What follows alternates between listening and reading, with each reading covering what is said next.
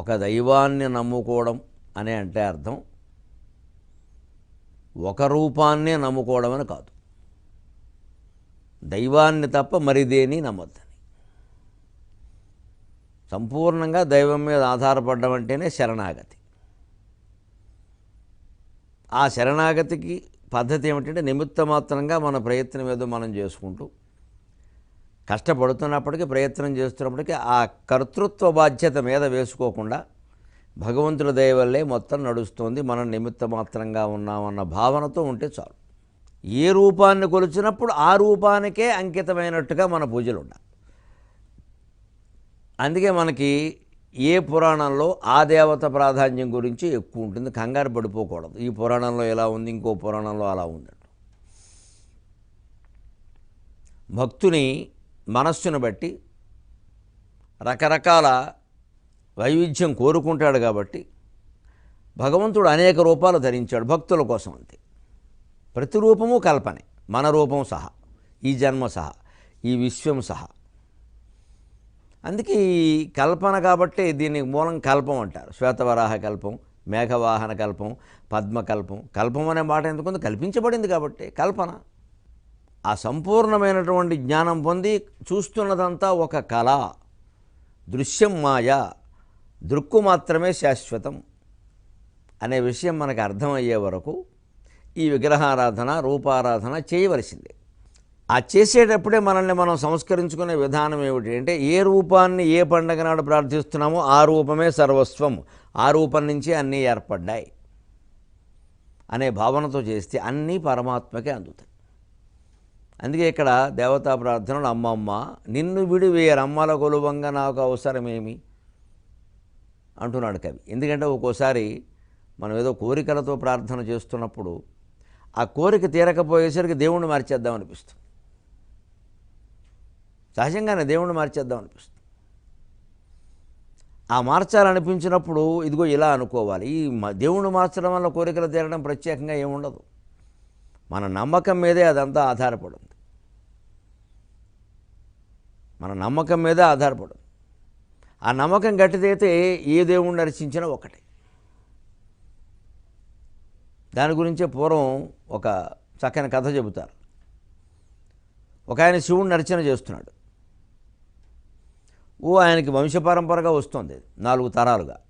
ఆయన ఏదో వ్యాపారాలు అవి చేసుకుంటాడు. అనుకోకుండా ఆ సంవత్సరం వ్యాపారంలో 10 లక్షల నష్టం వచ్చింది. ఆ రోజుల్లో 10 లక్షలే చాలా ఎక్కువ. ఇంకా ఆయన బలహీనపడ్డాడు.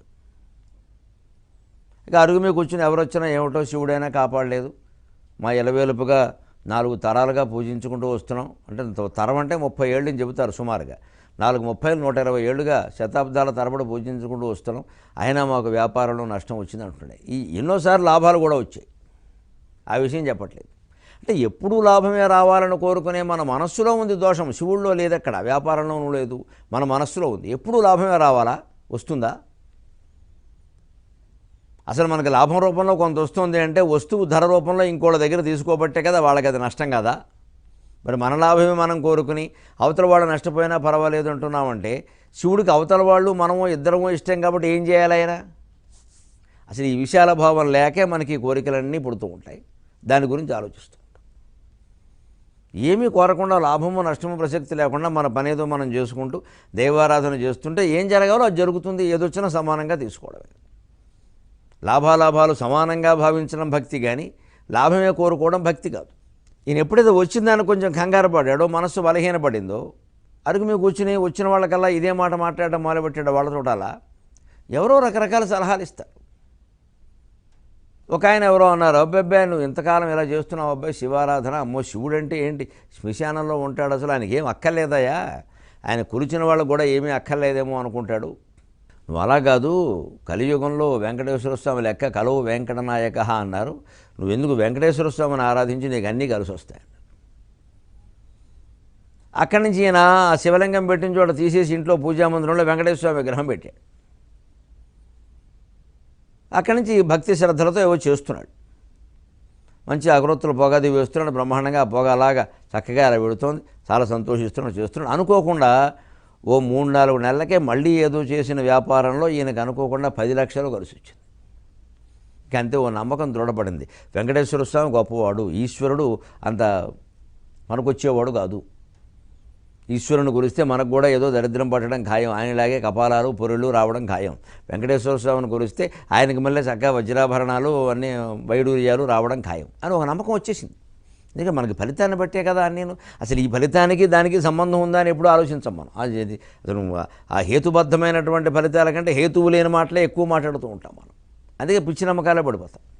కానీ ఈ శివలింగాన్ని తీసేసి అందులో అది నటరాజ విగ్రహం, ఆ నటరాజ విగ్రహాన్ని తీసేసి వెంకటేశ్వర స్వామి విగ్రహం పెట్టాడు. కానీ నటరాజ విగ్రహాన్ని ఈయనకి మూల బారేద్దామని బయటపడేద్దామని అనిపించాలి. దేవుడు కదా ఎంతైనా, పైగా శతాబ్దాల తరబడి ఆరాధించుకుంటూ వస్తున్నాం. మా ముత్తాత గారు, మా తాతగారు, మా తండ్రి గారు, నేను అటువంటి విగ్రహం బయట బారేయడం అదే పూజామందిరంలో ఓ మూల పెట్టాడు, ఇంకా కొంచెం స్థానం ఉంచాడు. ఈ అగరొత్తులు వెలుగుస్తూ ఉంటే ఓసారి అనుకోకుండా ఈ అగరొత్తుల ధూపం, ఆ పొగ ఈ వెంకటేశ్వర స్వామి చాలా శివుడికే చెడిపోతుంది. మరి ఈయనకి ఆయనకి ఏం సంబంధం ఉందో ఆ మైత్రి ఏమిటో, వెంకట ఈశ్వర అనడం వల్ల బహుశా వెంకటేశ్వరుడు నాకంటే ఈశ్వరుడే గొప్పవాడు నాడు పంపిస్తున్నాడో ఏమిటో, లేకపోతే వీడి పూజా మందిరంలో మూలన పెట్టేశాడు మా శివుడిని, పట్టించుకోవడం మానేశాడు, నేనైనా పట్టించుకోకపోతే ఎలాగని ఈయన తనకు పెట్టినటువంటి అగరొత్తుల ధూపాన్ని అటు పంపించేస్తున్నాడు. ఈ వ్యాపారస్తుడికి బాధ వచ్చేసింది. ఎందుకంటే ఈయనకి ఏది వృధా కాకూడదు. అందులో వ్యాపారంలో లక్షణం అలవాటు పడిన వాళ్ళకి ఎలా ఉంటుందంటే, వ్యాపారం అలవాటు పడిన వాళ్ళకి ప్రతి దాని నుంచి ఏదో లాభం ఆశిస్తారు, ప్రతిఫలం. నమస్కారం నుంచి కూడా ఏదో ప్రతిఫలం ఉంటుంది ఆశ. ఎందుకంటే ఏదో చేస్తే లాభం రావడం వాళ్ళ వృత్తిలో అలవాటు ఉంది కాబట్టి వృత్తిని బట్టే ప్రవృత్తి. అందుకని దైవ పూజల నుంచి కూడా ఏదో ఒకటి ఆశిస్తారు. ఏమీ ఆశించకుండా చేయడం అనేది చాలా కష్టం. ఉద్యోగులకే కష్టం, వ్యాపారులకు మరీ కష్టం. రైతులకైతే తేలిక. ఎందుకంటే వ్యవసాయం నుంచి రైతు ఏదో 10 కాలాల పాటు బాగుంటే చాలు, 4 గింజలు పండితే చాలు, నేను నా పెళ్ళాం పిల్లలు తింటే చాలు, ఇంతకుమించి ఏం ఆశించడు. ఎందుకంటే వ్యవసాయంలో ఎప్పుడు కోట్ల లాభాలు రావడం, ఏదో ధాన్యం బదులు బంగారం పండడం ఉండదు. వ్యాపారంలో ఉంటుంది అలాగా. అందుకే ఈ మతపరమైనటువంటి ఆచారాల విశ్వాసాలు కూడా మీకు ఎక్కువ వ్యాపారస్తులకి, సినిమా వాళ్ళకి, రాజకీయ నాయకులకి ఉంటాయి ఎక్కువ. ఎందుకంటే అవన్నీ కోట్లలో వ్యాపారాలు. అవి వస్తే కోట్లు వస్తాయి, లేకపోతే మొత్తం పోతాయి. అటువంటి ప్రమాదం ఉన్న చోటే ఈ భయం మనసులో ఉంటుంది. వచ్చినా ఉందా పోయినా ఉందా అన్న చోట ఏ నమ్మకాలు ఉండవు, ఇంకా అక్కడ వాస్తవమే ఉంటుంది. అంచేత మన జీవితంలో మనం కూడా సినిమా వాళ్ళలాగా, రాజకీయాల్లాగా, లేకపోతే పెద్ద పెద్ద కోట్లు పెట్టుబడి పెట్టేలాగా అలా చేయకూడదు. వ్యాపారాలు ఇది కూడా ఒక ఏదో మన స్థాయికి సమానంగా మనం చేసుకుంటూ ఉంటే ఈ భయాందోళనలు ఉండవు, సమానంగా ఉంటాం. విపరీతంగా షేర్లు పట్టుకెళ్ళి ఏదో 1,00,000, 2,00,000, 3,00,000 పెడితే పోయేదని ₹1 కోటి అందులో పెట్టి అనుకోండి ఉంది కదా అని చెప్పేసి పోతే గుండెపోటు వస్తుంది. ఇప్పుడు ముందు గుండెపోటుకు అప్పు చేయాలి, తగ్గుతుందో తగ్గదో తెలియదు. అలాగినా బలహీన పడ్డాడేమో, ఆ నమ్మకం పనిచేసింది, డబ్బులు వచ్చాయి, అక్కడ అగరొత్తులు బాగా పెడుతున్నాడు. ఆ ధూపం అలా వెళ్ళిపోతుంటే ఈయనకి బాధ వచ్చేసింది. అదిగో వెంకటేశ్వర స్వామికి ఇచ్చాను, వెళ్ళిపోతుంది అక్కడికి. నేను అసలు వెంకటేశ్వర స్వామి కోసం తెచ్చాను, నీవు పని కట్టుకుని అగరొత్తులు ఎంతో దూరం వెళ్ళి పట్టుకొచ్చాను, చాలా బాగుంటాయని చెప్పి. అగరొత్తుల్లో ఈ మధ్య రకరకాల కల్తీలు కూడా జరుగుతున్నాయి.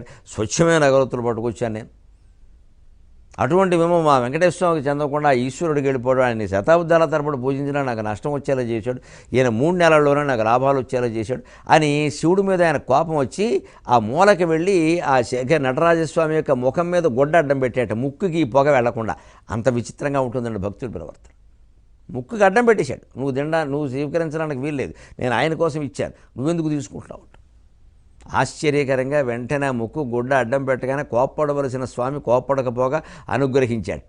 మొత్తం వైకుంఠ దృఘనాది దేవతల గొల్వన్ వామసీమావరోధాకారుండై, నాగచర్మవసనుండై, చంద్రరేఖాధరుండై, కాకోదర భూషణుండై, వలక్షాణంగ భస్మాంగుడై, లోకవ్యాపిత పాండుదీధిత కరాలుండై, వృషారూఢుడై అని స్వామి దర్శనమిచ్చాట. దూర్జటి కాళహస్తి మహత్యంలో చెప్పినట్టుగా. ఆశ్చర్యపడి వ్యాపారస్తుడు, ఏమిటిది స్వామి, ఒకసారి కళ్ళనీళ్ళు వచ్చాయి. ఎంతైనా మరి మనిషి కదండి, భగవంతుడు పూజిస్తున్నాడు, భగవంతుడు కనిపిస్తే ఎంత పూజించినా ఆయన కనపడలేదే, ఆ దివ్యమంగళ దర్శనం ముందు ఈ కోట్లన్నీ ఎవడికి కావాలండి, ఏం ఉపయోగిస్తాయి అని ఆ దర్శనానికి చాలా ఆశ్చర్యపడి, స్వామి నిన్ను పూజించినంతకాలం నువ్వు కనపడలేదు, నిన్ను ద్వేషించి ఏదో ముక్కు గొడ్డడ్డం పెడితే నువ్వు కనపడ్డావు అంటే అది కాదురా అబ్బాయి సమస్య. నేను ఎందుకు కనపడ్డాను అంటే, నేను ఈ మూలనున్నా కూడా నేను ఉన్నాను నువ్వు నమ్మావు. ఈ ముక్కు మూతి అవయవాలు అన్నీ నావే అనుకున్నావు, నువ్వు విగ్రహానివని అనుకోలేదు. విగ్రహం అయితే అగరొత్తుల పొగ స్వీకరిస్తుందా? దేవుడు కాబట్టే కదా స్వీకరించింది. స్వీకరిస్తున్నానని నువ్వు నమ్మావు కాబట్టి స్వీకరించకూడదనే ఉద్దేశంతో గొడ్డ అడ్డం పెట్టావు. అడ్డం ఎందుకు పెట్టావు? నాకు ఉన్నది నిజమైన ముక్కని, అది రాతి ముక్కు కాదని, లోహం ముక్కు కాదని, అది శివుడు ముక్కే అని, ఆ వస్తున్న పొగను నేను స్వీకరిస్తున్నానని నమ్మావు కదా. నాకు ఈ నమ్మకం కావాలయ్యా, విగ్రహం ప్రధానం కాదు, నమ్మకం ప్రధానమయ్యా, అందుకని నీకు దర్శనం ఇచ్చాను అన్నట్టు భగవంతుడు. అంటే అది అపూర్వమైనటువంటి విశ్వాసంతో మనం భగవంతుడిని పూజించాలి. ఏ గుళ్ళోకి వెళ్ళినప్పుడు, ఏ విగ్రహాన్ని ఆరాధిస్తున్నప్పుడు ఆ గుడే, ఆ విగ్రహమే అన్నిటికంటే గొప్పది అన్న భావంతో ఉండాలి. అప్పుడు పరమమైనటువంటి మూలం ఒకనాటికి కాకపోతే ఒకనాటికైనా మనకి సాక్షాత్కరిస్తుంది. అమ్మమ్మ నిన్ను విడి వేరమ్మల గొలువంగ నాకు అవసరమేమి, అమ్మమ్మ నిన్ను విడి వేరమ్మల గొలువంగ నాకు అవసరమేమి, సొమ్మమ్మ పలుకులమ్మయు కొమ్మ నినుగొల్తురంట కుడి ఎడమలలో. ఇప్పుడు మనం 228వ నామం మహాయంత్రాయై నమః. మహాతంత్ర, మహామంత్ర, మహాయంత్ర, మహాసన, మహాయాగక్రమారాధ్య, మహాభైరవ పూజిత. 56వ శ్లోకంలో ఉన్నాం మనం. 228వ నామం మహాయంత్రాయై నమః.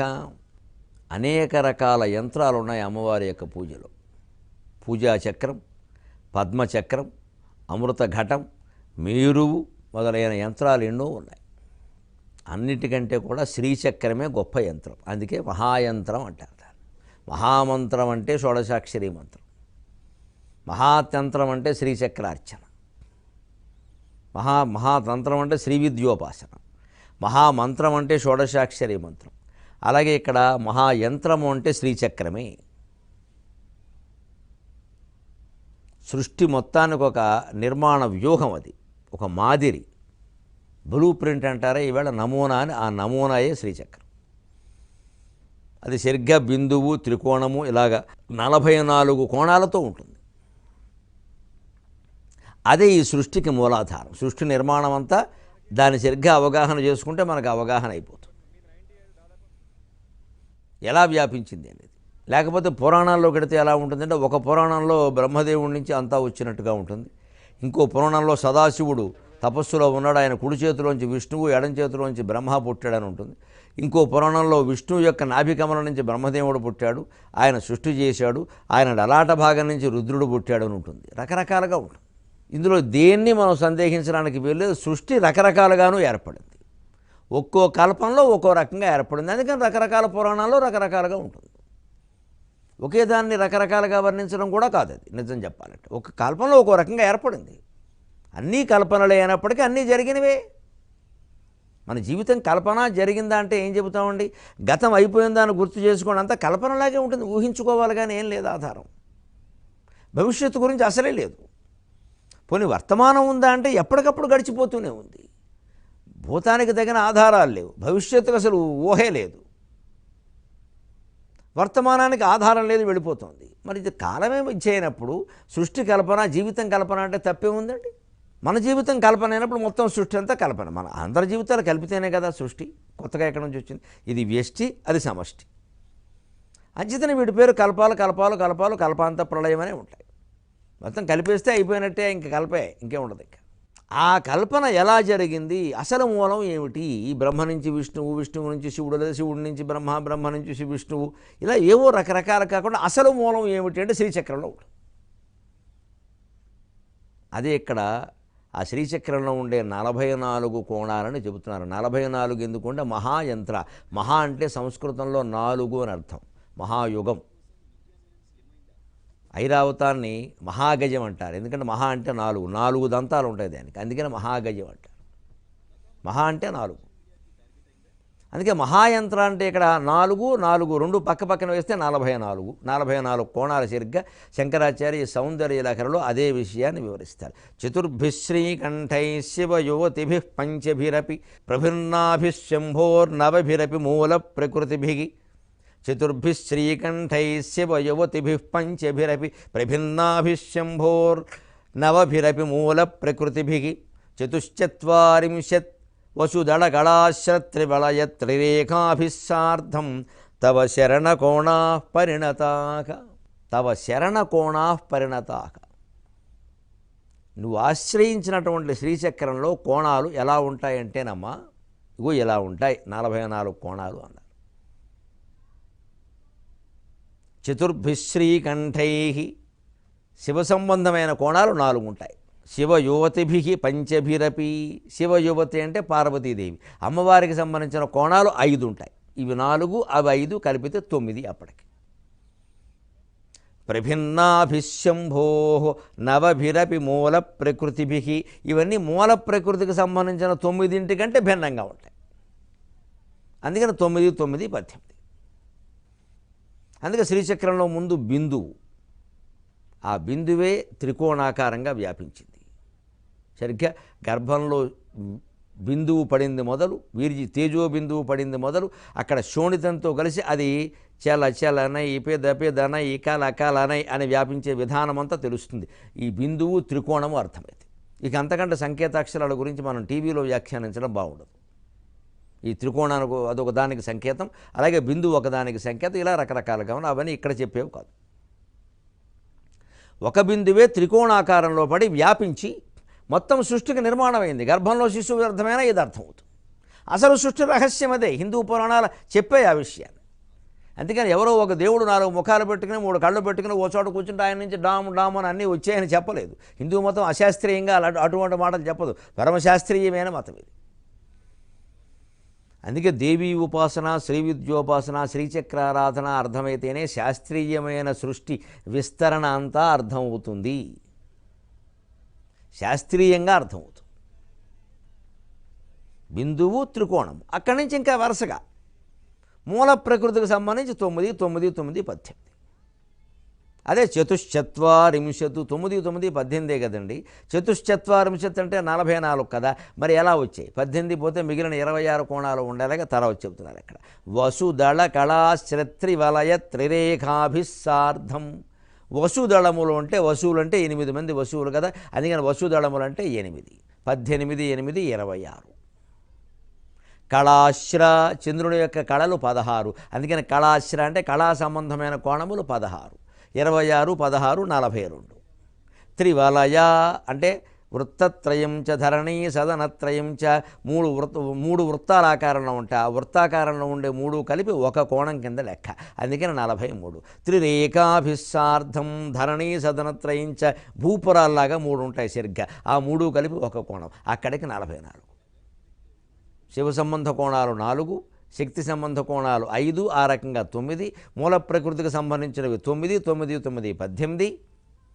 ఆ పైన అష్టదళ పద్మంలాగా వసుదళానికి సంబంధించినవి 8, 18, 8, 26. ఆ పైన కళాశ్ర, చంద్రుని యొక్క 16 కోణాలాగా షోడశదళ పద్మంలాగా 16 కళల లెక్క. అందుకని 26, 16, 42. త్రివలయములు కలిపి ఒక కోణము, త్రిరేఖలు భూపురములు కలిపి ఒక కోణం, మొత్తం 44.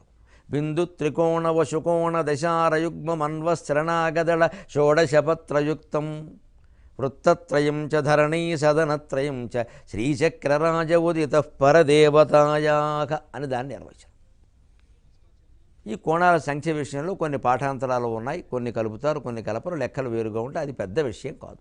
సరిగ్గా సృష్టికి మూలమైనటువంటి బిందువు త్రికోణము, దాని వ్యాప్తి, అదంతా శ్రీచక్ర నిర్మాణంలో ఉంది. ఆ త్రికోణ భాగాన్నే మూల ప్రకృతి అంటారు. అక్కడి నుంచే మొత్తం సృష్టి వ్యాప్తి అంతా జరిగింది. స్త్రీ గర్భంలో శిశువు ఉత్పత్తి, పెరుగుదల అర్థమేనా ఇది అర్థం. అంచేది ఇప్పుడు సృష్టి మూలాన్ని గురించి సరిగ్గా చెప్పింది ఎవరు? హిందువులు మాత్రమే.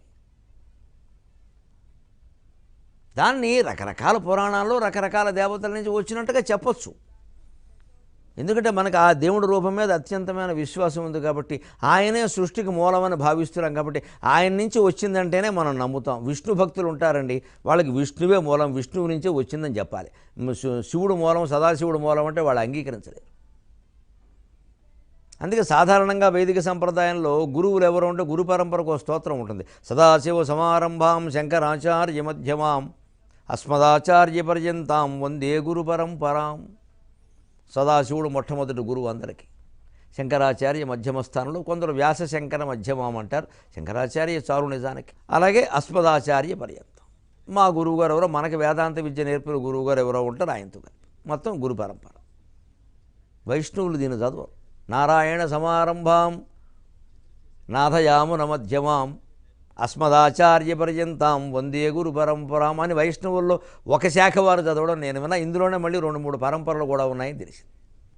ఇందులో ఏది నిజమో అంటే ఎవరు చెబుతారో దెబ్బలాడుకోవాల్సిన అవసరం లేదు. వారి వారి విశ్వాసాలను బట్టి వారి వారి గురు పరంపర చదువుకుంటారు. అలాంటి అవకాశం పెద్ద ఫెడరల్ ప్రభుత్వంలాగా వైదిక ధర్మంలో ఉంది. ఎందుకంటే మానవుల యొక్క రకరకాల వర్గాల యొక్క విశ్వాసాలకి అభిప్రాయాలకి సమానమైన గౌరవాన్ని ఇచ్చింది హిందూ ధర్మం. ఇదొక్కటే, ఇదే పేరు, ఇదే పద్ధతి, నువ్వు ఇలాగే ఉండాలని ఎప్పుడూ హిందూ ధర్మం శాసించదు. అందుకే ఈ ధర్మానికి ధర్మం మీద ఎన్ని రకాల దాడులు జరిగినా, ఆటంకాలు వచ్చినా, ఎన్ని రకాల మార్పులు వచ్చినా, అసలు ఇది ఉంటుందా ఉండదా అన్నంత ప్రమాదకరమైన పరిస్థితులు వచ్చినా సరే తట్టుకొని నిలబడింది. ఇది షాక్ అబ్జార్బింగ్ అంటామే. ఆ ఆఘాతాలకి తట్టుకొని నిలబడే శక్తి హిందూ ధర్మంలో చాలా ఎక్కువ. ఎందుకంటే ఒకరు కాకపోతే ఇంకొకరు, ఒకటి కాకపోతే ఇంకొకటి, ఒక విధానం కాకపోతే ఇంకో విధానం, ఒక బొట్టు కాకపోతే ఇంకో బొట్టు, పెద్ద ప్రమాదం లేదు. అసలు గుట్టును పట్టుకున్న మతం తప్ప మనది బొట్టును పట్టుకుని వేలాడే మతం కాదు. ఇది గుట్టును పట్టుకున్న మతం, ఇది బొట్టును పట్టుకు వేలాడే మతం కాదు. అందుకని బొట్టు గురించి కూడా మనం అంత పట్టుదల పట్టం. ఏదో ఒకటి వాళ్ళ పద్ధతి వాళ్ళదని వదిలేస్తాం, పట్టక్కర్లేదు నిజానికి. అందుకని ఈ శ్రీచక్రార్చనలు అసలైన శాస్త్రీయ మతం ఎక్కడ శ్రీచక్రంలో ఉంది. అది స్త్రీ పురుషుల యొక్క సంయోగాన్ని అంతటిని దృష్టిలో పెట్టుకుని సృష్టి ఎలా ఏర్పడిందో అలాగే నిర్మాణం చేశారు. దాన్ని మళ్ళీ అశ్లీలమైన అభిప్రాయాలు కలిగే అవకాశం లేకుండా దేవతారాధనగా చెప్పారు. అప్పుడు మనం సాగించే సామాన్య సంసారం కూడా ఒక యజ్ఞంలా అనిపించదండి. జీవితం ఎంత ధన్యం అవుతుంది. ఇదే మనం అలవాటు చేసుకోవాలి. ఇక్కడ ఒక్క మాట, కాస్త సామాజిక వ్యాఖ్యకు అలవాటు పడిన మనిషిగా మహాయంత్రం అంటే ఇంకో మాట కూడా నేను చెబుతాను. ఎంతసేపు యంత్రం అన్నా, మంత్రం అన్నా, తంత్రం అన్నా ప్రాచీనమే అనుకున్న దాన్ని పట్టుకుని ఉండవలసిన అవసరం లేదు. ఇవాళ మహాయంత్రం అంటే నన్ను అడిగితే కంప్యూటర్, ఒక స్మార్ట్ ఫోన్, ఇటువంటి మహాయంత్రాలండి అవి. దానివల్ల ఏవో చెడు జరుగుతున్నాయి. ఏమండి, శ్రీచక్రారాధనని దానివల్ల ఫలితాలను కూడా దుర్వినియోగం చేసిన వాళ్ళు ఉన్నారు, లేకపోలేదు. బెడిసి కొట్టేసే వాళ్ళకి ఒంటి నిండా పొక్కులు వచ్చేసి, మొహం నిండా పొక్కులు వచ్చేసి నానా భాగవతాలు అయిపోయాయి. దేవీ ఉపాసనలో కూడా భ్రష్టులైపోయిన వాళ్ళు చాలామంది ఉన్నారండి. ఎందుకంటే దుర్వినియోగం చేయడమే. వ్యక్తుల ప్రయోజనాల కోసం వినియోగిస్తారండి ఎప్పుడైనా, చాలా తప్పది. సామాజిక కళ్యాణం కోసం వినియోగించాలి. మహామంత్రమేనా, మహాతంత్రమేనా, మహాయంత్రమేనా. అంచేత ఆయా శ్రీచక్రం అనేటువంటి యంత్రము మరొక దేవీ ఉపాసన పూర్వకాలం నుంచి రకరకాల భైరవాది తంత్రాల్లో మాంత్రిక తాంత్రిక శక్తుల కింద వినియోగం అయిపోయిన పరిస్థితులు ఉన్నప్పుడు ఇవాళ స్మార్ట్ ఫోన్ కంప్యూటర్ దుర్వినియోగం అయిందంటే ఆశ్చర్యం ఏమిటి? అలా దుర్వినియోగం అయినంత మాత్రాన అది దుర్మార్గపు వస్తువు అని మనం ఎందుకు అనాలి? అంచేత నా దృష్టిలో మహాయంత్రం అంటే కంప్యూటర్ కూడా.